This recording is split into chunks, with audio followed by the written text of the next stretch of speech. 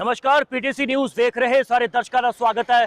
मैं हाँ नीरज बाली ते तुसी देख रहे हो प्रोग्राम की समझिए। दरअसल इस प्रोग्राम दे विच असी जनता दे मुद्दे चुकते हैं और मुद्दों दे विच असी सरकारां तक आवाज़ पहुँचाते हैं लोगों की ते सीधे तौर पर बेबाकी दे नाल सवाल करते हैं सरकार नूं। बहरहाल अज दे मुद्दे ते आउंदे हां। अज दा मुद्दा दरअसल अच्छे दिनों वाला है। अच्छे दिनों वाली कहानियां फोकियां साबित हो चुकियां ने या कहो जुमला साबित हो चुकियां ने।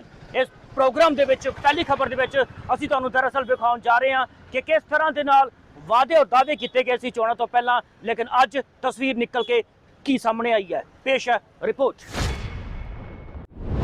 दरअसल अज शुक्रवार नहीं तो तुहानूं किसी फिल्म का रिव्यू विखाउंदे या सुनाउंदे गीत भी सुनाउंदे, पर अज बयानां दी शक्ल च तुहानूं एक गीत जिहड़ा वो सुनाउण जा रहे हैं। हालांकि ये गीत बहुत पुराना है, हो सकता सुन के तुसीं बोर हो जाओ, पर इस गीत नूं यानी कि बयान नूं सुनना लाजमी है। सो पेश है बयान।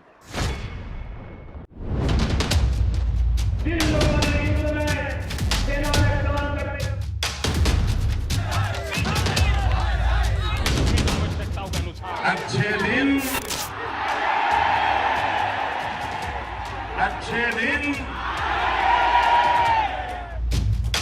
किस्सा तो अजय शुरू होया है। होर भी वाधू अजिहे गीत ने या कहो बयान ने या कहो राग ने जो अलापे गए सन जनता नूं लैके ते जनता नूं किवें लुट्टिया जा रहा है, किवें दरकिनार किया जा रहा है या किवें अखों परोखे किया जा रहा है ते किवें ताड़ियां थाड़ियां बजा बाजा किया जा रहा है। सब दसांगे, सब दिखावांगे, सब समझावांगे, पर पहला एक छोटा या गीत होर, क्योंकि सर आप क्रोनोलॉजी समझिए। आपको ये कांग्रेस सरकार पर रत्ती भर भरोसा है? जी हाँ, दरअसल अजिहे कई राग अलापे गए सन, सड़कां भरियां गईयां सन, कदे हत्थां च सिलेंडर लै ते कदे तख्तियां फड़ धरने भी दिते गए सन, अंदोलन भी हुए सन। जनता नूं काले धन ते 2 करोड़ नौकरियां वाला छंछना भी फड़ाया गया सी। दरअसल अज सब ते गल होगी। शुरुआत ध्यान रखने वाली हिदायत नूं लैके। ध्यान रखो हिंदी च सुचेत, अंग्रेजी च बी केयरफुल कहते ने। दरअसल ध्यान रखो इस देश की आत्मनिर्भरता की उस परिभाषा से जो सरकार गढ़ रही है ते जनता नूं दस रही है। ध्यान रखो अर्थव्यवस्था नूं संभालण दे लई, क्योंकि जो सरकार वालों सुपने एक आम आदमी नूं विखाए जा रहे हैं उस च तुसीं किते फिट बैठदे ही नहीं हो। सुचेत हो जान वो लोग जो पब्लिक सैक्टर च नौकरी कर रहे हैं ते बी केयरफुल हो जान वो बैंक के कर्मचारी। हो सकता है आने वाले वक्त च उन्हां दे कोल नौकरी बचे ही ना। ध्यान रखन वो डिग्रीधारी जो सोच रहे हैं कि सरकारी नौकरी अज नहीं तो कल मिल ही जाएगी। दरअसल इस देश च पहली बार कहा जा रहा है कि आत्मनिर्भरता की परिभाषा इस देश के लोगों के खून पसीने दे नाल बिल्कुल जुड़ी नहीं या नहीं जुड़ी जा रही। किवें लो आओ दसते हैं, पर पहला एक गीत बयान। सर क्रोनोलॉजी समझिए। हर एक की एक शक्ति है, उसका अनुभव है। मैं उन शक्ति को जगाना चाहता हूं, मैं उस शक्ति को जोड़ना चाहता हूं और उस शक्ति के माध्यम से राष्ट्र कल्याण की गति को तेज करना चाहता हूं और मैं करके रहूंगा। दरअसल जो आंकड़े हुण तुहाडे सामने रखन जा रहे उसनूं वेख के तुहाडे होश फाख्ता हो सकते ने। तुहानूं इह सुनाए हुए गीत बयान अधूरे ते झूठे लग सकते हैं। तुसीं सोचण लई मजबूर हो सकते हो कि वाकई सचेत होने की लोड़ है। अंग्रेजी च ओही बी केयरफुल। दरअसल पिछले 17 सालों के कुछ आंकड़े दे झात मारिए तो हुण तक PSU यानी कि प्राइवेट सैक्टर च काम करने वाले आम लोगों की नौकरी जा चुकी है, जो अज भी जारी है, यानी कि लोगों नूं हौल पै रहा है। बहरहाल जो मौजूदा समय की गल करिए तो एक जानकारी के मुताबिक मौजूदा समय च बैंक भी विक रहे हैं, इंश्योरेंस कंपनियां भी विक रही ने, खनिज संसाधन भी निजी हत्थां च जा रहे हैं, डिफेंस च भी FDI आ रहा है। इस दौर दे विच एक बयान आउंदा है साबका आर्थिक सलाहकार अरविंद पनगड़िया दा कि अजिहियां स्ट्रैटेजिक डिसइन्वेस्टमेंट पॉलिसियां पहलां दियां सरकारां जे लै आउंदियां तां मोदी सरकार नूं एग्रीकल्चर रिफॉर्म करन दी लोड़ ही ना हुंदी, सगों पहलां ही एग्रीकल्चर सैक्टर प्राइवेट हत्थां च दे दित्ता गया हुंदा। इस दे मायने की ने तुसीं समझ रहे हो ना। दरअसल इस दे मायने एक कड्डे जा रहे ने कि किसानां नूं या तां मजदूर बना के रखिया जावे ते या फिर जो बाजार ने उन्हां दी फसल दा मुल तय कर दिता उस दे नाल ही उस नूं संतुष्टि करनी पवेगी। अंग्रेजी च सैटिस्फैक्शन कहते ने। खैर ਅੱਜ ਕੁਝ ਮਾਇਨੇ ਅਸੀਂ ਵੀ ਤੁਹਾਡੇ ਸਾਹਮਣੇ ਰੱਖਣ ਜਾ ਰਹੇ ਹਾਂ। ਦਰਅਸਲ ਜਦੋਂ ਨਿੱਜਤਾ ਦੀਆਂ ਗੱਲਾਂ ਹੋਣ ਲੱਗ ਪੈਣ ਤਾਂ ਕੀ ਅਜਿਹੀਆਂ ਆਵਾਜ਼ਾਂ ਨਹੀਂ ਉੱਠਦੀਆਂ ਕਿ ਜਦੋਂ ਸਭ ਕੁਝ ਨਿੱਜੀ ਹੱਥਾਂ 'ਚ ਹੀ ਸੌਂਪਣਾ ਹੈ ਤਾਂ ਸਰਕਾਰ ਵੀ ਨਿੱਜੀ ਲੋਕ ਚਲਾਉਣ ਤੇ ਕਿਉਂ ਪਾਈਆਂ ਜਾਣ ਅਜਿਹੇ ਨੇਤਾਵਾਂ ਨੂੰ ਵੋਟਾਂ ਜੋ ਅਜਿਹੀ ਨਿੱਜਤਾ ਨੂੰ ਵਧਾਵਾ ਦੇ ਰਹੇ ਹੋਣ। ਸੋ ਇਹ ਆਵਾਜ਼ਾਂ ਆਮ ਜਨਤਾ ਦੀਆਂ ਜੋ ਕੇਂਦਰ 'ਚ ਬੈਠੀ ਸਰਕਾਰ ਸੁਣਦੀ ਘੱਟ ਹੈ, ਭਾਵੇਂ ਭੀੜ ਇਕੱਠੀ ਕਰ ਲਓ। बातचीत का निर्णय तब होता है जब आप किसी कानून में कोई आपत्ति बताओ। कानून में किसान के विरुद्ध क्या है ये तुम बताओ। फ्लैट कहोगे कानून हटा दो, तो ऐसे थोड़ी होता है कि कोई भीड़ इकट्ठी हो जाए और कानून हट जाए। ये तो रखना पड़ेगा अपने को कि भाई आखिर कौन सा पॉइंट है जो किसान के विरुद्ध जाता है। सोसी आउंदे आ असल मुद्दे ते 2003 ਤੋਂ 2020 ਤੱਕ ਕਿੰਨੀਆਂ ਨੌਕਰੀਆਂ ਗਈਆਂ? ਜੀ ਹਾਂ, 17 ਸਾਲਾਂ 'ਚ ਲਗਭਗ 17,55,000 ਨੌਕਰੀਆਂ ਸਿਰਫ ਪਬਲਿਕ ਸੈਕਟਰ 'ਚ ਜਾ ਚੁੱਕੀਆਂ ਨੇ, ਜਿਨ੍ਹਾਂ ਦੀ ਹਿੱਸੇਦਾਰੀ ਵੇਚੀ ਗਈ ਜਾਂ ਜਿਨ੍ਹਾਂ ਨੂੰ ਪੂਰੇ ਤਰੀਕੇ ਦੇ ਨਾਲ ਨਿੱਜੀ ਹੱਥਾਂ 'ਚ ਦੇ ਦਿੱਤਾ ਗਿਆ। 2003 'ਚ ਪਬਲਿਕ ਸੈਕਟਰ 'ਚ ਕੰਮ ਕਰਨ ਵਾਲੇ ਲੋਕਾਂ ਦੀ ਗਿਣਤੀ ਸੀ ਲਗਭਗ 32,69,000।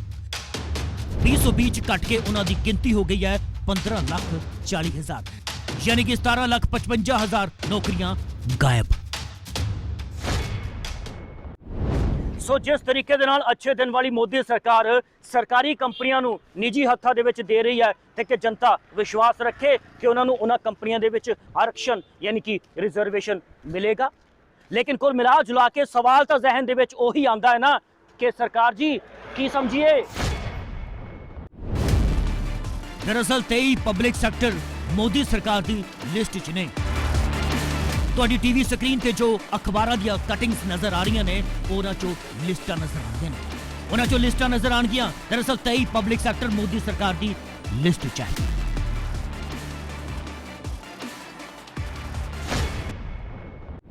ਸੋ ਇਹਨਾਂ ਕੰਪਨੀਆਂ ਦੇ ਵਿੱਚ ਲਗਭਗ ਕੁੱਲ 33,269 ਲੋਕ ਕੰਮ ਕਰਦੇ ਨੇ। ਸੋ ਕੁੱਲ ਮਿਲਾ ਜੁਲਾ ਕੇ ਅਗਰ ਇੱਕ ਆંકੜਾ ਜ਼ਿਹਨ ਦੇ ਵਿੱਚ ਬਿਠਾਈਏ ਕਿ ਜਿੰਨੇ ਲੋਕਾਂ ਨੂੰ ਇਸ ਕੰਪਨੀ ਦੇ ਵਿੱਚੋਂ ਕੱਢਿਆ ਜਾਵੇਗਾ ਔਰ ਉਹਨਾਂ ਲੋਕਾਂ ਦੀ ਜਗ੍ਹਾ ਜੋ ਇਸ ਕੰਪਨੀ ਦੇ ਵਿੱਚ ਨਵੇਂ ਭਰਤੀ ਕੀਤੇ ਜਾਣਗੇ ਉਹਨਾਂ ਦੇ ਵਿੱਚੋਂ ਕਿੰਨਿਆਂ ਨੂੰ ਰਿਜ਼ਰਵੇਸ਼ਨ ਮਿਲੇਗਾ, ਇਹ ਤਾਂ ਆਉਣ ਵਾਲਾ ਵਕਤ ਦੱਸੇਗਾ। ਸੋ ਜਨਾਬ, ਸਿੱਕਾ ਉਛਾਲੋ ਤੇ ਤਮਾਸ਼ਾ ਵੇਖੋ ਤੇ ਜਨਤਾ ਦੇ ਨਾਲ ਅੱਜ ਤੱਕ ਹੋਇਆ ਕੀ ਹੈ ਉਸ ਦੇ ਬਾਰੇ ਵਿਚਾਰ ਜ਼ਰੂਰ ਕਰੋ। ਇੰਨਾ ਹੀ ਨਹੀਂ, 4 ਬੈਂਕਾਂ ਦਾ ਨਾਮ ਵੀ ਸ਼ਾਮਿਲ ਹੈ। ਉਹਨਾਂ ਨੂੰ ਸੇਲ ਕਰ ਦਿੱਤਾ ਜਾਵੇ। ਜਿਨ੍ਹਾਂ 4 ਬੈਂਕਾਂ ਨੂੰ ਵੇਚਿਆ ਜਾ ਸਕਦਾ ਹੈ ਉਹਨਾਂ 'ਚੋਂ ਇੱਕ ਹੈ bank of India, Indian Overseas bank, central bank, bank of Maharashtra. ਇਹਨਾਂ ਬੈਂਕਾਂ 'ਚ ਜੋ ਕਰਮਚਾਰੀ ਕੰਮ ਕਰਦੇ ਨੇ ਉਹਨਾਂ ਦੀ ਗਿਣਤੀ ਲਗਭਗ 1,22,000 ਹੈ। ਇਹਨਾਂ 'ਚੋਂ ਕਿੰਨਿਆਂ ਦੀ ਨੌਕਰੀ ਜਾਏਗੀ ਜਾਂ ਰਹੇਗੀ ਇਹ ਸੋਚਣ ਦਾ ਵਿਸ਼ਾ ਹੈ। ਦਰਅਸਲ ਇਹਨਾਂ ਬੈਂਕਾਂ ਦਾ ਐਨਪੀਏ 1,41,739 ਕਰੋੜ ਦਾ ਹੈ। ਸੋ ਇਹ ਕਿਹਾ ਜਾਵੇ ਕਿ ਜਦੋਂ ਸਰਕਾਰਾਂ ਦੇ ਕੋਲ ਅਰਥ ਵਿਵਸਥਾ ਨੂੰ ਸੰਭਾਲਣ ਦਾ ਮਾਦਾ ਹੀ ਨਹੀਂ, ਸਰਕਾਰ ਦੇ ਕੋਲ ਹੈ ਹੀ ਨਹੀਂ, ਤਾਂ ਉਹ ਨਿੱਜੀ ਹੱਥਾਂ ਵੱਲ ਝਾਕੇਗੀ ਹੀ। ਇਹ ਸਮਝੀਏ। ਬਹਰਾਲ ਕੀ ਸਮਝੀਏ ਜਾਂ ਕੀ ਸਮਝਾਉਣਾ ਚਾਹੀਦਾ ਹੈ ਇਹ ਆਮ ਵੋਟਰ ਯਾਨੀ ਕਿ ਜਨਤਾ ਤੇ ਛੱਡਿਆ, ਕਿਉਂਕਿ ਇਸੇ ਜਨਤਾ ਨੂੰ ਜਦੋਂ ਪੁੱਛਿਆ ਗਿਆ ਸੀ ਤਾਂ ਜਨਤਾ ਨੇ ਜਵਾਬ ਦਿੱਤਾ ਸੀ। ਕਿਹੜਾ? ਲਓ ਸੁਣੋ। अच्छे दिन अच्छे दिन अच्छे दिन अच्छे दिन आओ ਝਾਤ ਮਾਰਦੇ ਹਾਂ ਇੱਕ ਆਰਬੀਆਈ ਦੇ ਆંકੜੇ ਦੇ ਉੱਤੇ। ਆਰਬੀਆਈ ਦੇ ਆંકੜੇ ਦੇ ਮੁਤਾਬਿਕ ਬੈਂਕਾਂ 'ਚ ਆਮ ਤੇ ਖਾਸ ਜਨਤਾ ਦਾ ਪੈਸਾ 146 ਲੱਖ ਡਾਲਰ ਹੈ ਤੇ ਰਕਮ ਤੁਹਾਡੇ ਸਾਹਮਣੇ ਹੈ, ਡਾਲਰਾਂ ਦੇ ਵਿੱਚ ਵੀ ਤੇ ਰੁਪਈਆਂ ਦੇ ਵਿੱਚ ਵੀ। ਲਗਭਗ ਜੇ ਪਿਛਲੇ 6 ਵਰਿਆਂ ਤੇ ਝਾਤ ਮਾਰੀ ਜਾਵੇ ਤਾਂ ਐਨਪੀਏ ਦੀ ਰਕਮ ਲਗਭਗ 18 ਲੱਖ ਕਰੋੜ ਰੁਪਏ ਹੋ ਚੁੱਕੀ ਹੈ। ਬੇਸ਼ੱਕ ਸਰਕਾਰ ਦੱਸਦੀ ਹੈ 9 ਤੋਂ 10 ਲੱਖ ਕਰੋੜ, ਪਰ ਇੱਕ ਜਾਣਕਾਰੀ ਦੇ ਮੁਤਾਬਿਕ ਜੋ ਰਕਮ ਰਾਈਟ ਆਫ ਕੀਤੀ ਗਈ ਹੈ ਉਸ ਨੂੰ ਮਿਲਾ ਕੇ ਕੁੱਲ ਰਕਮ ਬਣਦੀ ਹੈ ਲਗਭਗ 18 ਲੱਖ ਕਰੋੜ ਰੁਪਏ। ਯਾਨੀ ਕਿ ਸਾਡਾ ਤੁਹਾਡਾ ਪੈਸਾ ਇਹਨਾਂ ਕਾਰਪੋਰੇਟ ਦੀਆਂ ਜੇਬਾਂ 'ਚ ਤੇ ਇਹੋ ਕਾਰਪੋਰੇਟ ਵਿਕਣ ਵਾਲੇ ਪਬਲਿਕ ਸੈਕਟਰ 'ਚ ਹਿੱਸੇਦਾਰੀ ਵੀ ਲੈ ਸਕਦੇ ਨੇ। ਕਿ ਇਹ ਸਮਝੀਏ ਤੇ ਉਹ ਦਾਵਾ ਤੇ ਉਹ ਵਾਅਦੇ ਕਿੱਥੇ ਗਏ? हर एक की एक शक्ति है, उसका अनुभव है। मैं उन शक्ति को जगाना चाहता हूं। मैं उस शक्ति को जोड़ना चाहता हूं और उस शक्ति के माध्यम से राष्ट्र कल्याण की गति को तेज करना चाहता हूं और मैं करके रहूंगा। गल अजे मुक्की नहीं, समझना समझाना अजे बाकी है। दरअसल जे देश भर के सरकारी स्कूलों की गल करिए तो पूरे देश भर च सैंक्शनड पोस्ट यानी कि मंजूर पोस्टां ते उसकी गिनती है 61,84,466। इन्हां चों पोस्टां जो सैंक्शन ने उन्हां दी गिनती है लगभग 10,60,139। भर्ती सरकारां नहीं कर पा रही ते गल्लां अच्छे दिनां दियां सारे पासों कीतियां जा रही ने। लो आंकड़े ही हो रहे ने ते इस खबर के आखिर च कुछ होर आंकड़े ते भी झात मारी लैंदे आ। बिहार च एनडीए की सरकार है, बंगाल जाके चोणां लड़न ते बंगाली च परिवर्तन दी गल्लां हो रही ने। उसदे अपने सूबे का सच दरअसल ये है। बिहार च 6,88,157 सैंक्शनड पोस्टां ने ते 2,75,255 पोस्टां खाली ने ते गल्लां हो रही ने बंगाल जाके परिवर्तन दियां। सर किस्सा अजे खत्म नहीं होया। दरअसल आप क्रोनोलॉजी समझिए। बंगाल च 6,37,414 पोस्टां सैंक्शन ने ते बंगाल च 72,000 पोस्टां खाली पईयां हुईयां ने। सो जे हुण कंपैटिबिलिटी इन्हां दोवां राज्यां दी तुलना कीती जावे तां बंगाल तां फिर वधिया है जिथे भाजपा कदे सत्ता च रही नहीं। बहरहाल गल करते हैं राम राज कहे जाने वाले उत्तर प्रदेश की जिथे भाजपा की सरकार है। इत्थे कुल 7,52,000 सैंक्शनड पोस्टां ने। इन्हां चों 2,17,000 के करीब पोस्टां स्कूलों च खाली ने। मध्य प्रदेश इत्थे भी कई चिरों तो भाजपा की सरकार है। 4,59,644 पोस्टां सैंक्शनड ने अते खाली पईयां ने 91,972 पोस्टां। जे झारखंड की गल करिए तो 2,38,708 सैंक्शन पोस्टां ने जबकि लगभग 95,000 पोस्टां खाली ने। सो ले आओ घड़े ते कर दिओ सरकार दे मोहरे पर जरा बड़े बड़े क्योंकि सेंट्रल यूनिवर्सिटी दी गल्लां जरा बाकी है। इस देश च लगभग 50 के करीब सेंट्रल यूनिवर्सिटियां दसियां जांदियां ने। टीचिंग स्टाफ दी जो पोस्टां खाली हैं उसकी गिनती लगभग 6,210 ने ते जो नॉन टीचिंग हैं उन्हां दी गिनती लगभग डबल है, करीब 12,000 के करीब। सो दरअसल च किया जाता है कि साडे देश दे विच लगभग 900 के करीब यूनिवर्सिटीज़ ने। इन्हां 900 यूनिवर्सिटी दे विच लगभग 62,000 पोस्टां खाली ने। यानी कि ना एजुकेशन की प्राथमिकता ते जे एजुकेशन किसी ने हासिल कर ली उसकी भी प्राथमिकता नहीं है। सो समझिए कि सर सिक्का उछालिए ते जनता दे उत्ते सुट दो कि जनता सही मायने दे विच समझना चाहती की है। सो अज दरअसल गीता का दिन है, बयाना का दिन है। सो बयान भी सुनावांगे 2014 के दौरान जिस तरह के दावे और वादे किए गए सी, सियासतदानों को क्रांतिकारी बनते हुए देखा गया सी, वो सब विखावांगे सुनावांगे। ये वक्री गल है कि सब क्रोनोलॉजी समझाने च लग गए ते अपने दावे और वादियां नूं अपने भाषणों नूं जुमले दसन लग गए। लेकिन अज तुहानूं कुछ बयान सुनान जा रहे हैं जो कि अज की मौजूदा स्थिति के नाल रूबरू हुंदे ने, वाकिफ हुंदे ने। लो वेखो इस रिपोर्ट नूं। मैं दिल्ली में आप मुझे जो जिम्मेवारी देंगे वो आपकी नजरों में तो प्रधानमंत्री होगा, दुनिया भी उसको प्रधानमंत्री मानेगी, संविधान भी उसको प्रधानमंत्री कहेगा। लेकिन मैं आपको विश्वास दिलाता हूं मैं वहां चौकीदार के नाते बैठूं। जी हाँ चौकीदार जी, देश की जनता ने तुहानू दिल्ली च तो बिठाता, पंजाब ते की पूरे देश की जनता ही तुहानू प्रधानमंत्री मानती है जो कि तुसी हो। दुनिया तो मानती है ते संविधान के मुताबिक भी तुसी विश्व के सब तो बड़े लोकतांत्रिक देश भारत के प्रधानमंत्री ही हो।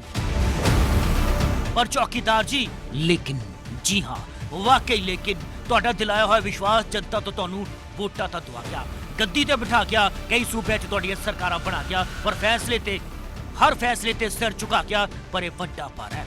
पर देश का अंदाता अज तो खासा निराश है। ट्रेलर पंजाब च होईयां हाल दी चोणां च तुसीं देख ही चुके होवोगे। कई लोग पूरी पिक्चर विखाउण च रुझे भी होंगे। कोई बंगाल जाण दी गल आख रहा है तो कोई बॉर्डरां ते डेरा लाए बैठण दी गल आख रहा है, क्योंकि उन्हां दे मुताबिक तुसीं कुछ गल्लां भुल चुके हो। बेशक मसला 3 खेती कानूनां दा है, पर गल्लां तां पिछलियां भी याद कीतियां जा रहीआं ने चौकीदार जी। भाइयों बहनों, पंजाब तक सीमित नहीं है। पंजाबी खाना हो, पंजाबी गाना हो, आज पूरी हिंदुस्तान में छाया हुआ है। ਸੋ ਪੰਜਾਬੀ ਤੇ ਪੰਜਾਬੀਅਤ ਤਾਂ ਅੱਜ ਦੇ ਨਹੀਂ ਸਦੀਆਂ ਪੂਰੀ ਦੁਨੀਆ 'ਚ ਛਾਇਆ ਸੀ, ਹੈ ਤੇ ਰਹੇਗਾ। ਪਰ ਤੁਹਾਡੇ ਸਾਥੀਆਂ ਦੇ ਬਿਆਨ ਤੇ ਤੁਹਾਡੇ ਵਾਅਦੇ ਤੇ ਦਾਅਵੇ ਅੱਜ ਵੀ ਕਈਆਂ ਨੂੰ ਯਾਦ ਆਉਂਦੇ ਨੇ, ਖਾਸ ਤੌਰ ਤੇ ਉਦੋਂ ਜਦੋਂ ਅੱਜ ਕਈ ਨਜ਼ਰਾਂ ਟਕਟਕੀ ਲਗਾਏ ਤੁਹਾਡੇ ਵੱਲ ਤੱਕ ਰਹੀਆਂ ਨੇ। देखिए, ये जुमला है, किसी के अकाउंट में 15 लाख रुपया कभी नहीं जाता, वो उनको भी मालूम है और आपको भी मालूम है, देश की जनता को भी मालूम है। देखिए, ये जुमला है, किसी के अकाउंट में 15 लाख रुपया कभी नहीं जाता, वो उनको भी मालूम है और आपको भी मालूम है, देश की जनता को भी मालूम है। ਸੋ ਹੁਣ ਜਨਤਾ ਤੁਹਾਨੂੰ ਸਵਾਲ ਚੌਕੀਦਾਰ ਸਮਝ ਕੇ ਪੁੱਛੇ ਜਾਂ ਪ੍ਰਧਾਨ ਸੇਵਕ ਸਮਝ ਕੇ ਪੁੱਛੇ ਜਾਂ ਫਿਰ ਦੇਸ਼ ਦੇ ਪ੍ਰਧਾਨ ਮੰਤਰੀ ਜਾਂ ਕਿਸ ਤਰ੍ਹਾਂ ਅਪੀਲ ਕਰੇ, ਇਹ ਵੀ ਤਾਂ ਦੱਸ ਦਿਓ, ਕਿਉਂਕਿ ਕਿਸਾਨਾਂ ਦਾ ਸਾਫ਼ ਤੌਰ ਤੇ ਕਹਿਣਾ ਹੈ ਕਿ ਟੈਲੀਫੋਨ ਨੰਬਰ ਤਾਂ ਅਜੇ ਤੱਕ ਤੁਹਾਡਾ ਮਿਲਿਆ ਹੀ ਨਹੀਂ। ਇਸ ਬਾਰੇ ਤੁਸੀਂ ਗੱਲ ਕੀਤੀ ਸੀ, ਪਰ ਕਿਸਾਨ ਤੁਹਾਡੀ ਪੱਗ ਵਾਲੇ ਬਿਆਨ ਨੂੰ ਜ਼ਰੂਰ ਯਾਦ ਕਰਦੇ ਨੇ। ਸੁਣਾਉਂਦੇ ਆ, ਪਰ ਪਹਿਲਾਂ ਇੱਕ ਕਾਲ ਦੀ ਦੂਰੀ ਤੇ ਆ ਜਾਈਏ। हमारी तरफ से ये प्रस्ताव आपको हम दे रहे हैं, आप जाकर के चिंतन मनन कीजिए और मैं एक फोन कॉल पर दूरी पर हूं। आप जब भी मन बना लें, मैं कुछ ही घंटों में आपके साथ मिलने का कार्यक्रम और स्थान तय कर लूंगा। ਸੋ ਕਿਸਾਨਾਂ ਦੇ ਮੁਤਾਬਿਕ ਉਹਨਾਂ ਚਿੰਤਨ ਵੀ ਕਰ ਲਿਆ ਤੇ ਮਨਨ ਵੀ ਕਰ ਲਿਆ, ਪਰ ਹੁਣ ਇੰਤਜ਼ਾਰ ਕਿਸ ਗੱਲ ਦਾ ਹੈ? ਕਾਲ ਉਹ ਕਰਨਗੇ ਜਾਂ ਤੁਹਾਡੇ ਵੱਲੋਂ ਹੋਵੇਗੀ? ਅਜੇ ਦੇਸ਼ ਦੀ ਜਨਤਾ ਇਹ ਸਮਝ ਹੀ ਨਹੀਂ ਸਕੀ।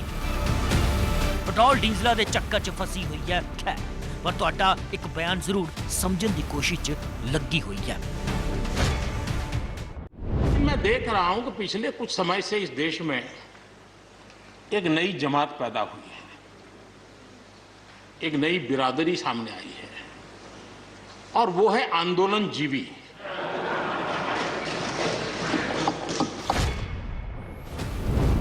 ਸੋ ਇਹ ਬਸ ਕਹਿਣ ਦੀ ਦੇਰ ਸੀ ਕਿ ਦਿਲ 'ਚ ਗੱਲ ਠਾ ਕਰਕੇ ਵੱਜੀ ਤੇ ਪ੍ਰਤੀਕਰਮ ਵੀ ਨਿਕਲ ਕੇ ਸਾਹਮਣੇ ਆਏ ਜੋ ਸਾਰੇ ਦੇਸ਼ ਨੇ ਸੁਣੇ ਤੇ ਵੇਖੇ। ਬਹਰਾਲ ਅਸੀਂ ਗੱਲ ਕੀਤੀ ਸੀ ਤੁਹਾਡੇ ਇੱਕ ਪੱਗ ਵਾਲੇ ਬਿਆਨ ਦੀ, ਲਓ ਉਹ ਵੀ ਸੁਣਾ ਦਿੰਦੇ ਹਾਂ। और भाइयों बहनों, आज इस गुरु परंपरा की महान भूमि में मुझे पगड़ी पहनाई गई है। ਜੋ ਅੰਦੋਲਨ 'ਚ ਬੈਠੇ ਪੰਜਾਬ ਦੇ ਕਿਸਾਨ ਵੀ ਦੇਸ਼ ਦੇ ਪ੍ਰਧਾਨ ਮੰਤਰੀ ਨੂੰ ਬਾਰ-ਬਾਰ ਤੇ ਕਈ ਵਾਰ ਅਪੀਲ ਕਰ ਰਹੇ ਨੇ ਕਿ 3 ਖੇਤੀ ਕਾਨੂੰਨਾਂ ਨੂੰ ਰੱਦ ਕਰੋ, ਕਿਉਂਕਿ ਜੋ ਚੀਜ਼ ਉਹਨਾਂ ਨੂੰ ਚਾਹੀਦੀ ਨਹੀਂ ਉਹਨਾਂ ਨੂੰ ਦਿੱਤੀ ਕਿਉਂ ਜਾ ਰਹੀ ਹੈ। ਇਸ ਨਾਲ ਹੀ ਹਵਾਲਾ ਦੇ ਰਹੇ ਨੇ ਕਿਸਾਨਾਂ ਦੀਆਂ ਹੋਈਆਂ 200 ਤੋਂ ਵੱਧ ਮੌਤਾਂ ਤੇ ਦੇਸ਼ 'ਚ ਪੈਂਦੇ ਰੋਜ਼ਾਨਾ ਕਰੋੜਾਂ ਰੁਪਏ ਦੇ ਘਾਟੇ। ਸੋ ਹੁਣ ਕਿਸਾਨ ਖੇਤੀ ਮੰਤਰੀ ਦੇ ਇਸ ਬਿਆਨ ਨੂੰ ਗੰਭੀਰਤਾ ਦੇ ਨਾਲ ਲੈਣ। बातचीत का निर्णय तब होता है जब आप किसी कानून में कोई आपत्ति बताओ। कानून में किसान के विरुद्ध क्या है ये तुम बताओ। फ्लैट कहोगे कानून हटा दो, तो ऐसे थोड़ी होता है कि कोई भीड़ इकट्ठी हो जाए और कानून हट जाए। ये तो रखना पड़ेगा अपने को कि भाई आखिर कौन सा पॉइंट है जो किसान के विरुद्ध जाता है। या ਤੁਹਾਡੇ ਫੋਨ ਕਾਲ ਦੀ ਗੱਲ ਨੂੰ ਮੰਨਣ। हमारी तरफ से ये प्रस्ताव आपको हम दे रहे हैं, आप जाकर के चिंतन मनन कीजिए और मैं एक फोन कॉल पर दूरी पर हूं।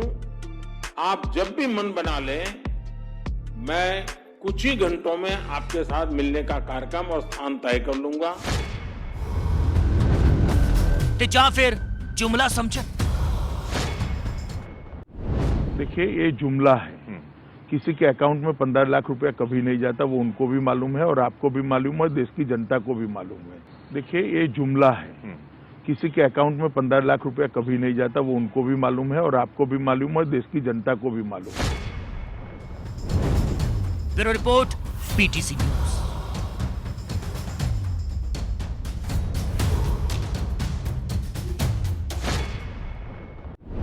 ਪੀਟੀਸੀ ਨਿਊਜ਼ ਦੀ ਖਾਸ ਪੇਸ਼ਕਸ਼ ਕੀ ਸਮਝੀਏ ਚ ਅੱਜ ਬਸ ਇੰਨਾ ਹੀ। ਨਵੀਆਂ ਤੇ ਤਾਜ਼ਾ ਖਬਰਾਂ ਵੇਖਣ ਦੇ ਲਈ ਵੇਖਦੇ ਰਹੋ ਪੀਟੀਸੀ ਨਿਊਜ਼। ਮੈਨੂੰ ਯਾਨੀ ਕਿ ਨੀਰਜ ਬਾਲੀ ਨੂੰ ਦਿਓ ਇਜਾਜ਼ਤ। कल मिलते हैं इसे वक्त इसे प्रोग्राम च।